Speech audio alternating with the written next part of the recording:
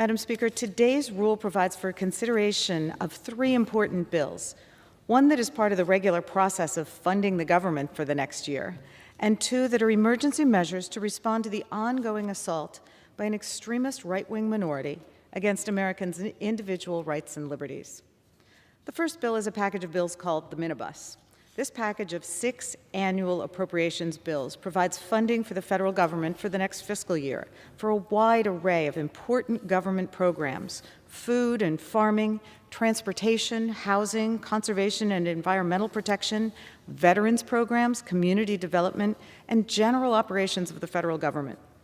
Thanks to the strong leadership of House Democrats on the Appropriations Committee, today's bill makes major investments to meet the needs of Americans at this difficult point in time.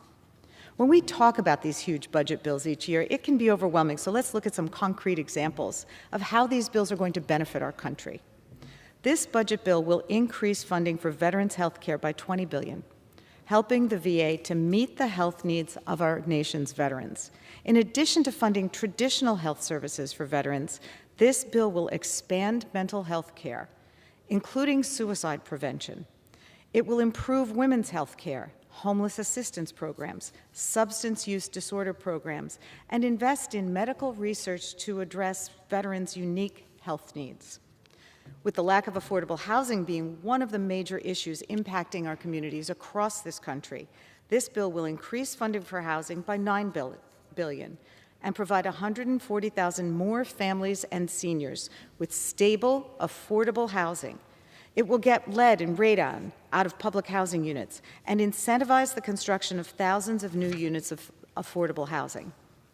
This bill will provide a $7 billion boost for the Department of the Interior and the Environmental Protection Agency, which is funding for our national parks, our land and water conservation programs, and for enhanced enforcement of our environmental protection laws, so that Americans of all ages and backgrounds, and our children, can have clean air to breathe and water to drink and enjoy the natural wonders that our amazing country has to offer.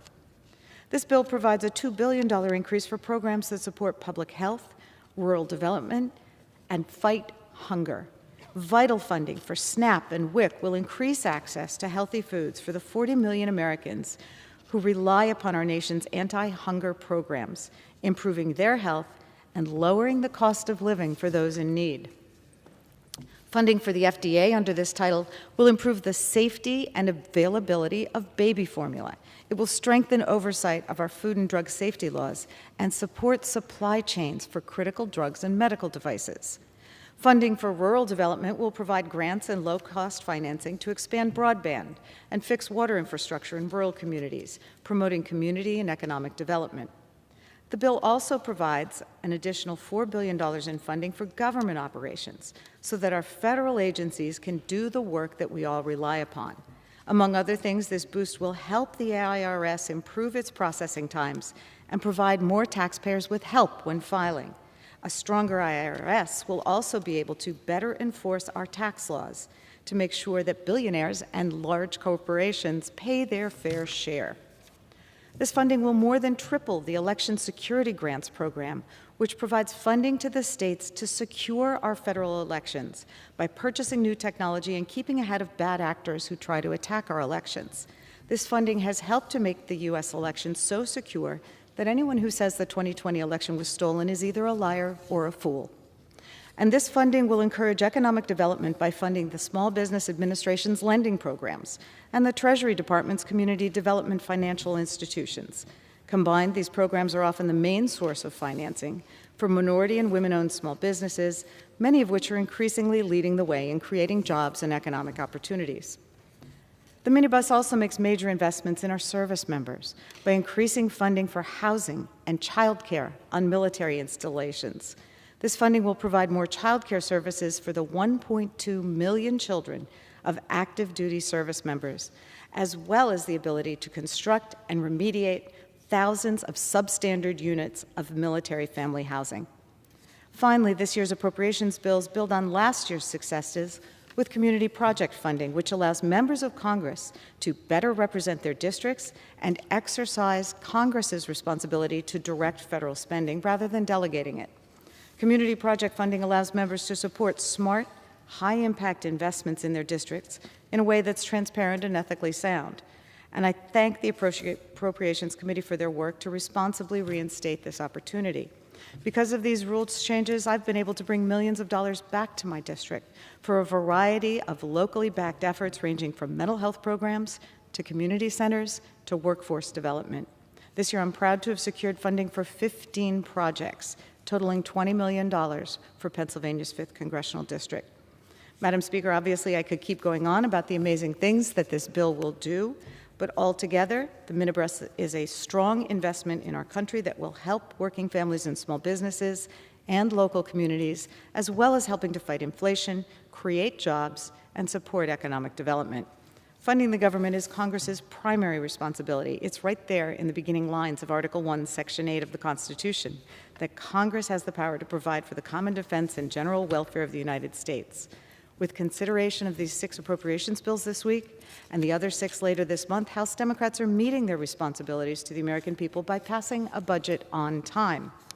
I say House Democrats because I'm concerned that my Republican colleagues may follow their recent practice of refusing to work in a bipartisan manner to fund the government or to solve problems for the American people, and then voting against this bill when it comes to the floor.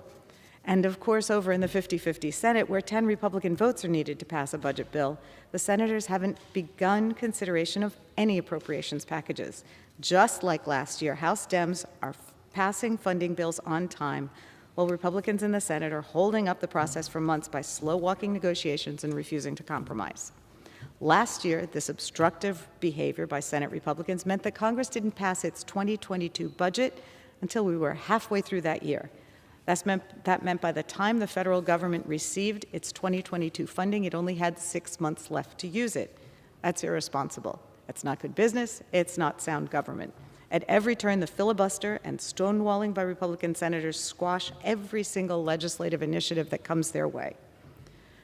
Madam Speaker, this rule also brings 2 other critically important bills to the floor. Today's rule also provides for consideration of the Right to Contraception Act, a bill that would codify fundamental privacy rights relating to purchasing, using, and providing contraception, and the Respect for Marriage Act, which would codify the right to same-sex marriage in federal law.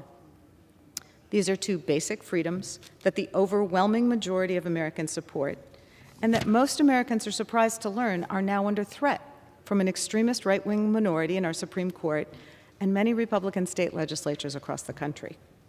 In the wake of the Dobbs decision, we immediately saw a number of states implement or try to pass abortion bans, and the practical and tragic consequences of those decisions are growing every day, with women and girls unable to get the health care they need, whether it's a 10-year-old rape victim in Ohio being denied medical care in her home state, or a woman with an ectopic pregnancy in Missouri whose health care providers are withholding what is standard medical care because they fear prosecution under these laws. These tragic stories will continue, and they will get worse. This is the world we live in the aftermath of the extremist Dobbs decision. But the impact of the Dobbs decision does not end with abortion care. The extremist right-wing majority on the Supreme Court has put our country down a perilous path. They've shown us the harsh reality of judicial review. No objectivity, no textualism or originalism. This is just politics by other means. The majority in Dobbs and others who hold this minority view are pushing a right-wing agenda that can be summed up as this. For all their talk about states' rights and individual freedoms, the right-wing majority is going to uphold the rights they support and take away the rights they oppose. The 2 bills we consider today respond to the immediate threat articulated by Justice Thomas in his concurrence in the Dobbs decision, that he wants to overturn decisions that protect rights to contraception, same-sex marriage, etc. And it's not just Justice Thomas. Justice Alito has joined him in similar concurrences, and of course he wrote the majority decision in Dobbs.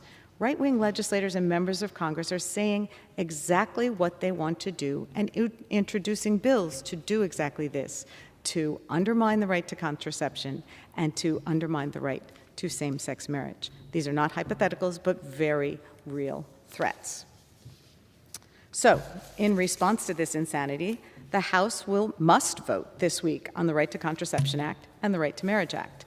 Right to Contraception Act would prohibit states from banning or restricting the possession, sale, purchase, transportation, use, prescription of contraception, including birth control, IUDs, condoms, and other products that aid in family planning.